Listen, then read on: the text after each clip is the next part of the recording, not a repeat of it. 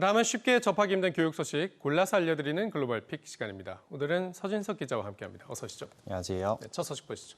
A등급 받고도 의대 불합격. 이렇게 된 이유가 뭡니까? 네, 저희가 사실 여러 차례 소개해드린 영국 대입 이야기인데요. 영국은 지난해 우리나라의 수능에 해당하는 A레벨 시험을 치르지 않고 교사의 평가와 내신 성적 등으로 대입을 진행했었는데요. 그래서 평소보다 A등급이 폭증하는 성적 인플레가 예상됐는데 이런 인플레의 부작용이 실제로 나타나고 있습니다.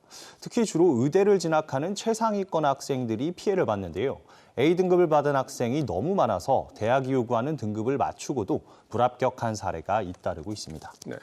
그러면은 이렇게 그 등급이 이렇게 많이 달라지는 이유가 좀 있을 텐데 어떤 식으로 이렇게 등급이 달라진 겁니까? 네, 사실 이렇게 합격 대상자가 많으면 정원을 일시적으로 늘려줄 수도 있는 거잖아요.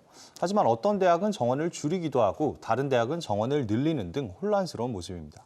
아무래도 코로나19로 기숙사에 거리 두기를 해야 해서 정원을 줄이고 대규모 실습을 위한 인프라도 갖춰지지 않은 탓이 큰데요.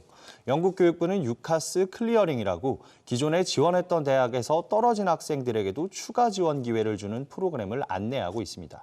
하지만 여전히 원하는 대학에 가지 못한 학생들 분노가 가라앉지 않고 있습니다. 알겠습니다. 다음 소식 보죠.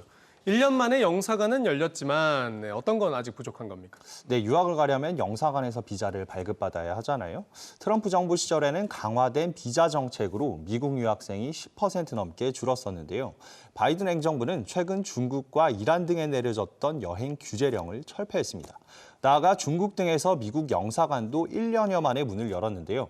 물리적으로 비자를 발급받고 갱신할 수 있는 길이 생긴 건데 추가 지원 대책에 대한 요구가 잇따르고 있습니다. 중국 등 코로나 사태가 가라앉은 일부 지역에서만 영사관 문이 열렸고 항공권 가격도 폭등했기 때문에 학생들의 비자를 우선 처리해주자는 주장부터 비자 인터뷰를 대면이 아닌 온라인으로까지 확대하자는 주장이 미국 내부에서도 나오고 있는 상황입니다. 알겠습니다. 선식 기자 수고했습니다.